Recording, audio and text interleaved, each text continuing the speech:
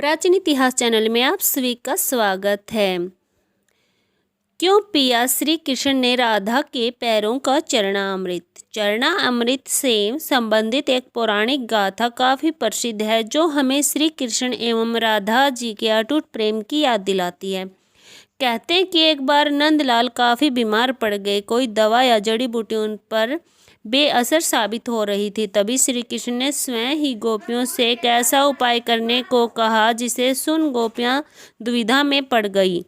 दरअसल श्री कृष्ण ने गोपियों से उन्हें चरणामृत पिलाने को कहा। उनका मानना था कि उनके परम भक्त या फिर जो उनसे अति प्रेम करता है तथा उनकी चिंता करता है, यदि उसके पाँव को धोने के लिए इस्तेमाल हुए जल को वे ग्रहण कर लें तो वे निश्चित ही ठीक हो जाएंगे।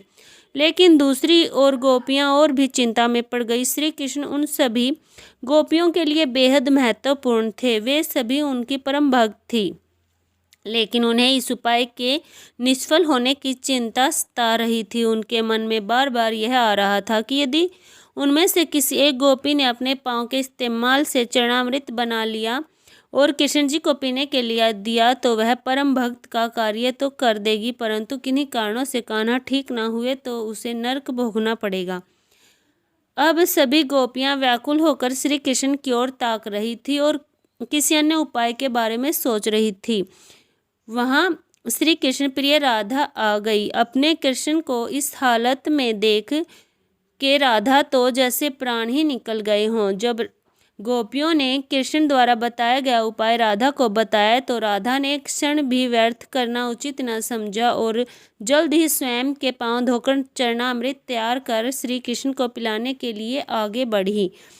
राधा जानती थी कि वे क्या कर रही हैं। जो बात अन्य गोपियों के लिए भय का कारण थी, ठीक वही राधा के मन में भी था, लेकिन कृष्ण को वापस स्वस्थ करने के लिए वह नरक में चले जाने को भी तैयार थी। आखिरकार कान्हा ने चरणामृत ग्रहण किया और देखते ही देखते वह ठीक हो गई, क्योंकि वह राधा ही थी जिनके प्यार एवं सच्ची निष्ठा से श्री कृष्ण तुरंत स्वस्थ हो गई।